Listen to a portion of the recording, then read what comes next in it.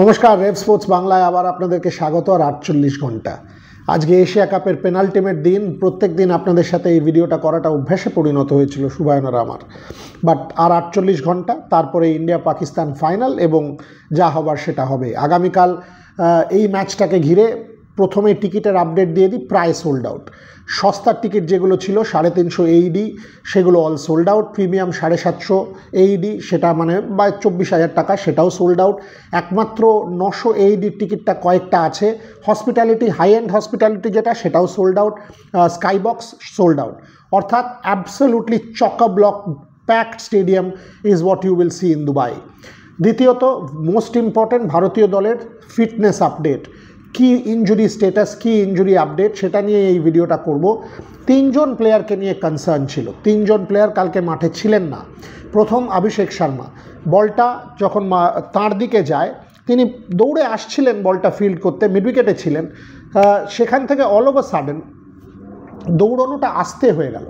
তারপরে হি literally walk to the বলটা তুলে ছুড়ে দিলেন। সূর্যকুমার যাদব জিজ্ঞেস করছিলেন কি হলো, তিনি দেখালেন আমি বেরিয়ে যেতে চাই বলে আস্তে আস্তে বেরিয়ে যাচ্ছিলেন। লাস্ট পার্টটা জগ করে বাইরে গেলেন, বাট ওই লাস্ট পার্টটা যখন তিনি বেরিয়ে যাচ্ছিলেন তখনই ওই অক্ষর প্যাটেলের ডেলিভারিটা হয়, যেটা ডেড বল কল করা হয়। তারপরে ইনফ্যাক্ট আমরা ক্লোজলি জুম করে দেখলাম যে অভিষেক শর্মা হাতে একটা আইস প্যাক দিয়েছিলেন, বসেছিলেন in the Indian dugout. মনে হয় কোনো অসুবিধা হওয়ার কথা নয়। মর্নি মর্কেল সেই কথাটাই বলেছেন যে অসুবিধা হওয়ার কথা নয়, ক্র্যাম্প হচ্ছিল। এবং অভিষেক শর্মা সোফার has been in absolute stellar form in this tournament. দুর্দান্ত ব্যাট করছেন, লিটারালি বুক ক্রিকেটের মতো ব্যাট করছেন। যেভাবে শট খেলছেন, যত রেঞ্জে শট খেলছেন, আনরিয়াল শট খেলছেন। তাই অভিষেক শর্মাকে কিন্তু ভারতের প্রচণ্ডভাবে দরকার হবে। ল অফ অ্যাভারেজেস, দেখুন আমি না ল অফ অ্যাভারেজেসে বিশ্বাস করি না। চ্যাম্পিয়ন্স ট্রফিতেও ভারত সব ম্যাচ জিতে টুর্নামেন্ট চ্যাম্পিয়ন হয়েছে। এর আগে বহু দল, অস্ট্রেলিয়া 2003 ফর এক্সাম্পল, না হেরে চ্যাম্পিয়ন হয়েছে। এরকম অনেক দল আছে যারা না হেরে টুর্নামেন্ট চ্যাম্পিয়ন হয়েছে। তাই ওই ল অফ অ্যাভারেজেসে আমি বিশ্বাস করি না। Abhishek Sharma is important at the top of the order, এটা নিয়ে কোনো ডাউট নেই। এবং তিনি ব্যাটিংটা দুর্দান্ত করছেন। সো এটা অভিষেক শর্মার আপডেট। তিলক বর্মা কালকে 4 নম্বরে ব্যাট করতে নেমে দারুণ ব্যাট করলেন, 50 প্রায় করলেন। সঞ্জু স্যামসনের সাথে ওই পার্টনারশিপটা, যখন ফিল্ডিং করছিলেন বলটা আবার মিড উইকেটেই গেল, 6 হলো। তিলক বর্মা চেষ্টা করেছিলেন জাম্প করে বলটা আটকাতে, পারেননি। তারপর ওই মোমেন্টামে গিয়ে বাউন্ডারি বোর্ডটা ধরে দাঁড়িয়ে যান। খুব একটা জোরে লাগেনি বা সেরম কিছু হয়নি, কোনো আনটুয়ার্ড কিছু হয়নি, বাট আবারও একটু ক্র্যাম্প করছিল, হয়তো খোঁড়াচ্ছিলেন। মানে কোনো রকম ক্র্যাম্প যদি রিস্ক না নিয়ে সেখান থেকে তিনিও কিন্তু আস্তে আস্তে সাইড বোর্ড ধরে হেঁটে হেঁটে ইন্ডিয়ান ডাগ আউটে চলে যান। অ্যাবসলিউটলি ইন্ডিয়ানরা কোনো রিস্ক নেয়নি এবং রাইটফুলি সো, যে কারণে জিতেশ, রিঙ্কু এরা ফিল্ডিং করছিলেন। আমার মর্নি মর্কেলের প্রেস কনফারেন্সের আপডেট, এবং যেটা পার্সোনালি মনে হয় Tilak Varma should be absolutely fine for the final. So Abhishek Sharma, Tilak Varma নিয়ে অ্যাটলিস্ট আমার মনে কোনো ডাউট নেই যে both of this players will be ready for the final. Now the big one, আমি বারবারই বলেছি যে Hardik Pandya is a clutch player for the final. এই ধরনের হাই প্রেশার, হাই টেন্স ফাইনালে এইরকম প্লেয়ার লাগে যারা কিনা প্রেশারটা সোক ইন করে নিতে পারে, যারা কিন্তু অ্যাবজর্ব করে নিতে পারে।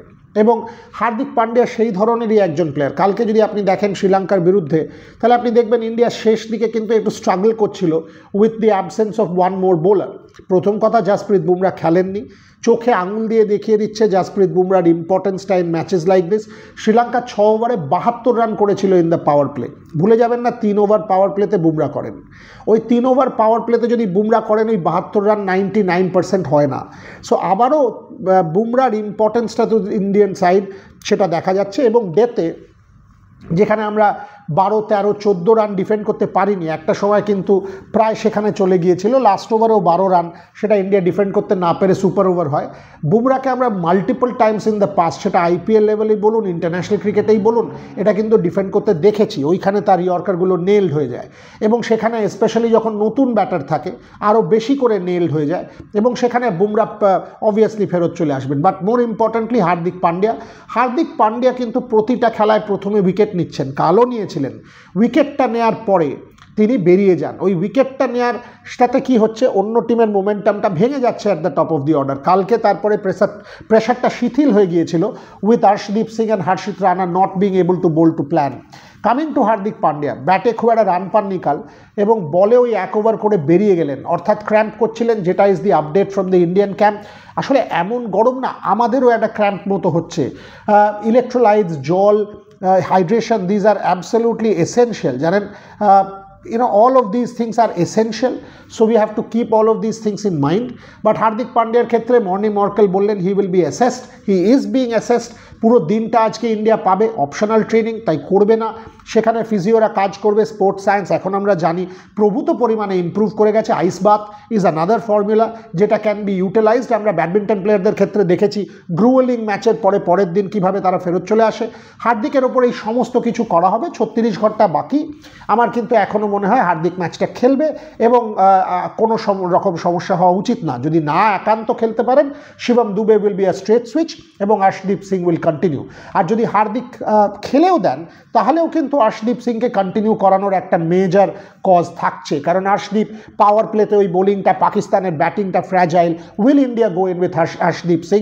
আমরা দেখেছি কালকে প্রথম স্পেলের পর থেকে কিন্তু the improvement was showing, death এবং super over. So will that be something that the Indians will think about? এই অনেকগুলো জিনিস চলছে। আপনাদেরকে শুভায়নের আমি সমস্ত আপডেট দিতে থাকবো ফ্রম দুবাই।